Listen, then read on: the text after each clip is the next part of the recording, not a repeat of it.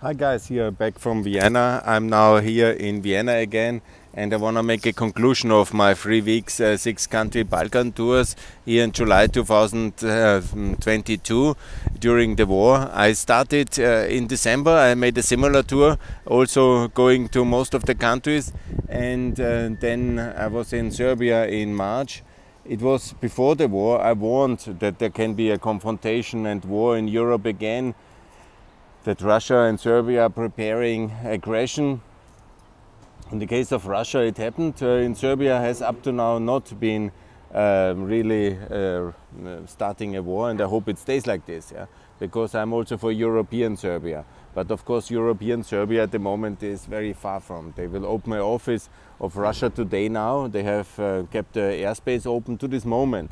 They have not joined the EU sanctions, and I want to explain that when we want peace in Europe, we need more unity. That must be the answer. So enlargement is very important of NATO, EU and the Euro, and that's my campaign about. I'm calling for NATO membership of Kosovo and Bosnia. This is the most important immediate priority. It should have been done with Finland and Sweden together. But I call also for Austria to join NATO, because as you see, there's nothing wrong in NATO.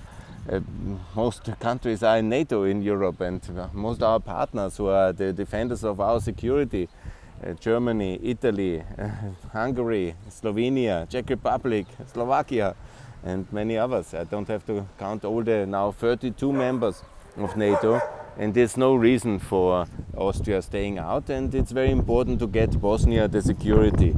I was in Srebrenica on the 13th, I didn't go on the 11th. On the 11th I went to, actually there's some dogs barking, I went to Gorazde. Gorazde is for me the hero town, because Gorazde was defended by the Bosniaks together with the British forces. And it shows the contrast to Srebrenica, where the Dutch were running away, and that is the shame eternally.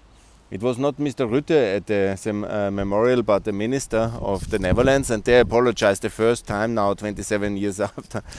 Anyhow, it's bad enough. But the Dutch should not explain us the Balkans. They should be ashamed of all the things, and then they continue to block visa liberalization of Kosovo. It's very shameful of them, and that they continue to block EU entry of some Balkan countries. It's very shameful. They should be actually in a corner and bang their head against some walls and eat some cheese, and not bother us here in real responsibility for the real areas of concerns, because the Balkans, and I talk about from Finland to Bulgaria to the Straits and to the North Sea, and these fragile lands between Russia and Europe have always been the contention of the First World War, the Second World War, and many wars which we have now many have forgotten.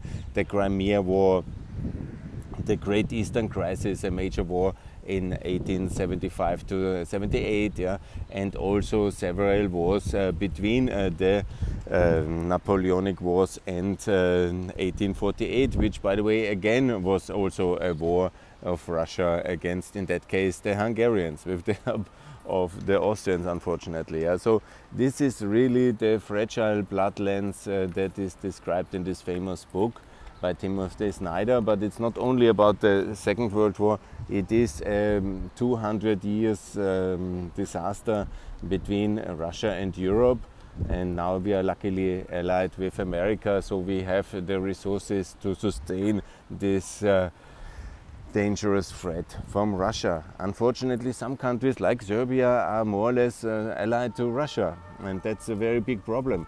And we need to be very clear that all the others are part of the European Union, of NATO and the Euro. I will talk about the Euro aspect as well in a second, but it's very important to get them into the European security and prosperity framework, especially Kosovo, Bosnia, Moldova, Ukraine, Georgia. We have achieved a lot in these weeks, actually, it's just weeks, in this historic decision for Ukraine, Georgia and Moldova. Also Georgia will join the European Union, have no doubt, and all the countries, but Serbia must be isolated. The membership status must be suspended, and we have to focus our effort on the dissolution of the so-called Republika Srpska in Bosnia, not in any kind of military act, but we just dissolve it, and then we put three Bundesländer. Bundesländer I call regions, like California, like Bavaria, like Steiermark, just to be clear. You know, it's nothing bad. And to dissolve this Republika Srpska, it just is a genocidal product of a genocidal war, which they have lost, and America has to have a fast peace, allowed them to form this Republika Srpska, which by the name, of course, is already a provocation, because there is only one Serb republic, and that's the state, yeah, which is unfortunately is allied with Russia. And they, of course, want to do Anschluss. That can never be allowed. And the better way is, the logical way from the European federalist ideas, is to have three Bundesländer. I have already named them: the Trin Valley and the Southern Herzegovina and the Krajina, the European Krajina, and the capitals Banja Luka and Visegrad, and also that beautiful Trebinje. Visegrad especially is a center of a revanchist genocidal ideology with Andrićgrad, built by this Kusturica, and Peter Handke, of course, he should be prosecuted for genocide denial, and that must be under law in Austria. Srebrenica genocide denial should be dealt exactly the same like other Holocaust denials. Yeah? And Peter Handke should be the first one who is publicly prosecuted in Austria for his heinous crimes, because if people abuse their kind of fame with other things like sportsmen, celebrities, musicians, writers, who might have their merits in their specific field, and then they use it then for genocidal denial or genocidal propaganda, and then it's a very heinous thing to do. Because that's abusing their access to the public and their leadership role, then to do this kind of promotion of horrors. Yeah. That's very bad. But coming back, of course, to economics, it's now very important, the energy transition. We need to invest much more in the Western Balkans and in Ukraine, obviously, build all the railways, highways, energy infrastructure, digital infrastructure, water infrastructure, which is so needed, yeah? And get the countries faster into the European responsibility in terms of membership, but also prior to it in the investment drive, and not what we do at the moment is much too little.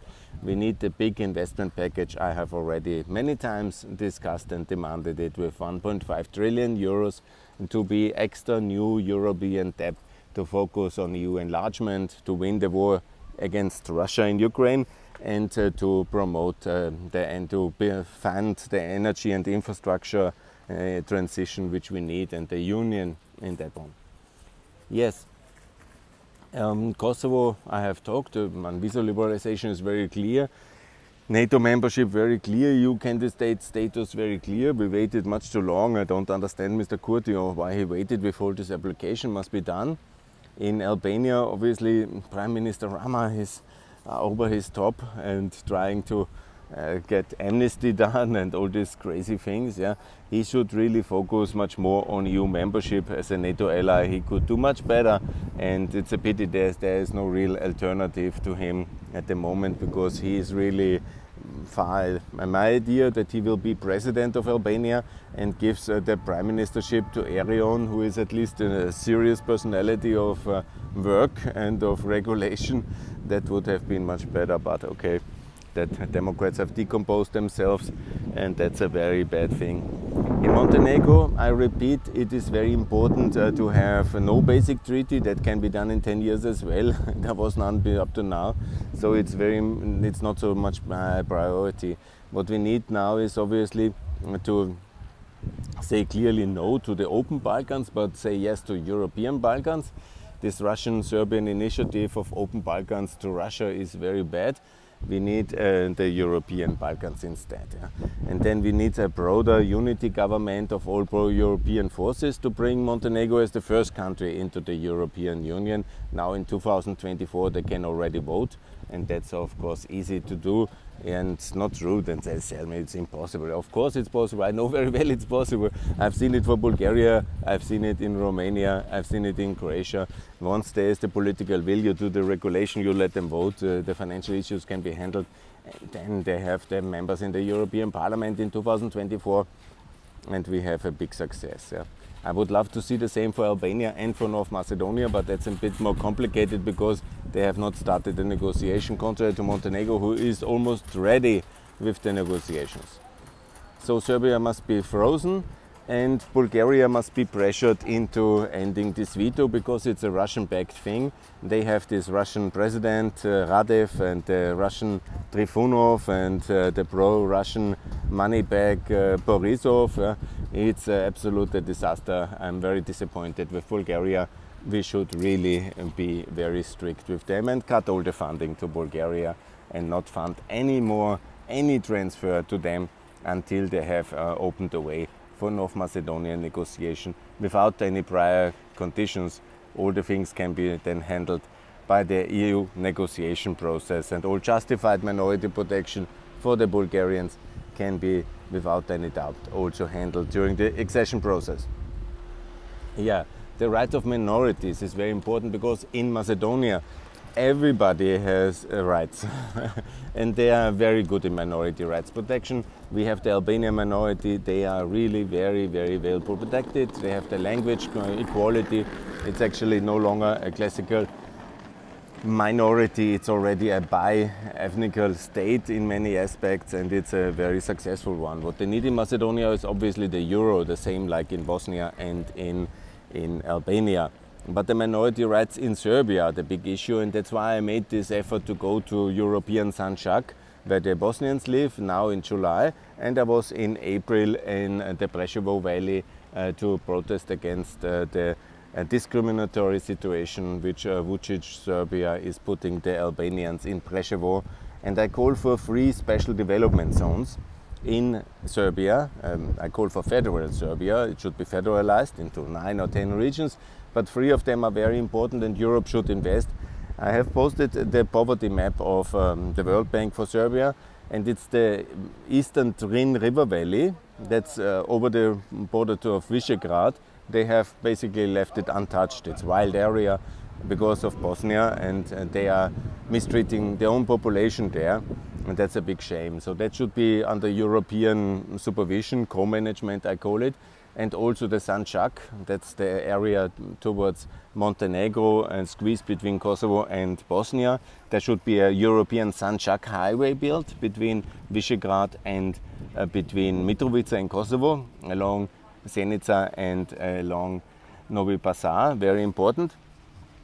And then we also should make sure that there is this third region, it's called Southern Serbia, that's Leskovac and Preševo, Vranje and Pirun. This is the whole below Niš area, which should be one region called Southern Serbia under EU supervision, because there's Macedonians, Albanians and many other minorities, and they are mistreating them. They're doing nothing, but they have just built the EU highway towards Corridor 10 to drive through, but it's absolutely disgraceful, the lack of development there. So that's the situation on federal Serbia, and the other regions should also be free and independent and have some better, of course not separatism, I'm not encouraging separatism, but federal Serbia is very important. Yeah. Yes, I talked Macedonia, Albania, Kosovo, Montenegro, yeah, Serbia, yeah, Bosnia. Bosnia, of course, the new regions out of the Republika Srpska, that's 3 regions. That's the Krajina, that's Western Drin, and the Drin River Valley, and Southern Herzegovina. And then to have all in all, of course, Brčko, the 4th, yeah? And then you have 5 regions out of the federation.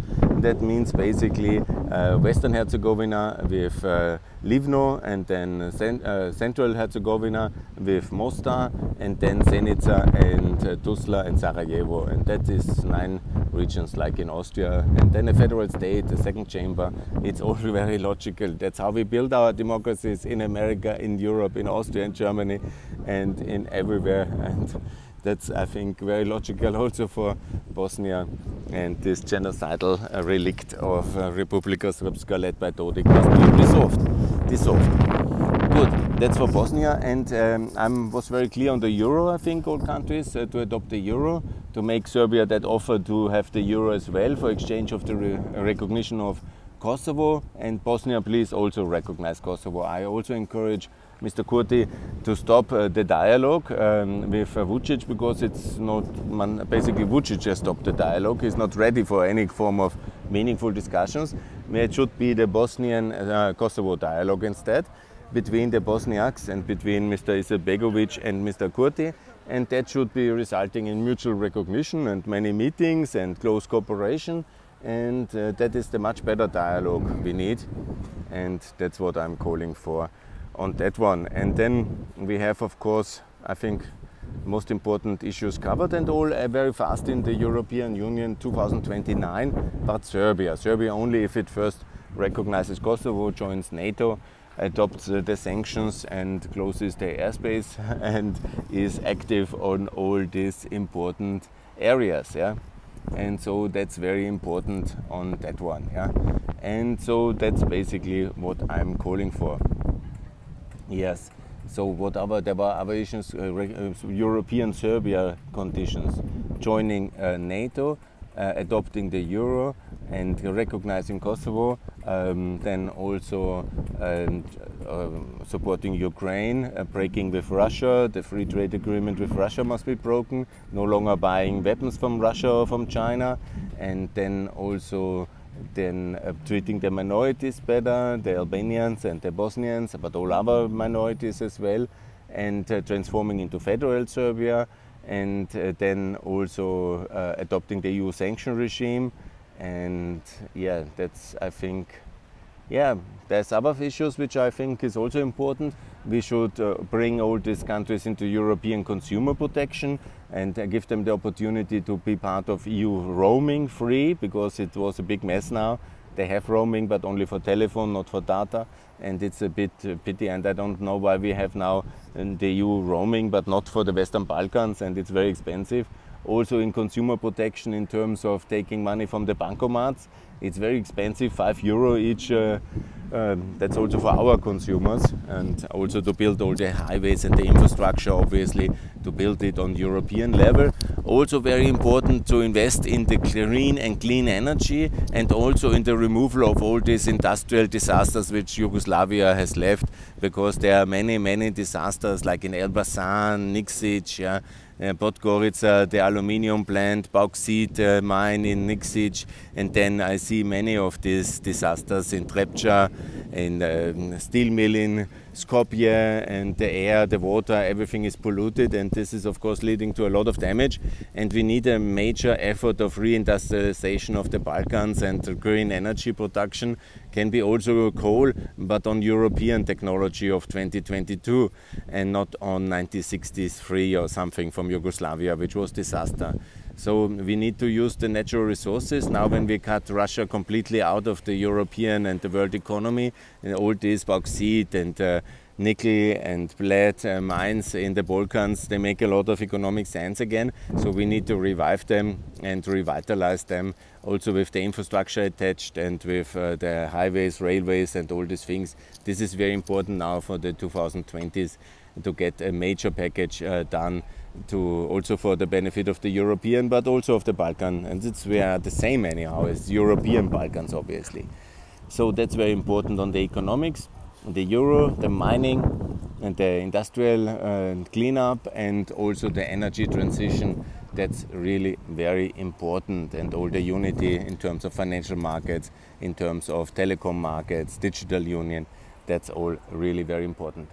Yeah, I think that's my conclusions. I talked about the recognition of Kosovo by Bosnia and obviously Ukraine, Moldova, obviously, and Georgia, and Serbia ultimately, the isolation of Serbia and the efforts we have to make. I think that's what I call the European Balkans.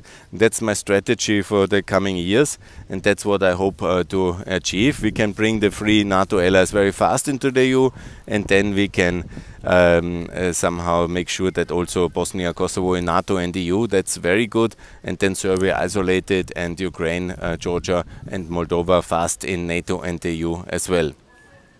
Yeah, that's my conclusion now. Thanks a lot for watching. It was 3 very interesting weeks. And thanks for the new followers, thanks for the new subscribers on this channel. And I'm also active on Facebook and on Twitter and on YouTube. And I publish also my own blog, and I will now in the summer write a lot of these conclusions in German and English and try to influence the policy in that direction. Yes, support the European Balkans, and thanks a lot for your support. And please support the Balkans in the European Union, in the NATO, and please Austria join NATO as well. That will be my next campaign over the summer. Thanks a lot, more to come from Pax Europiana here from Vienna. Bye.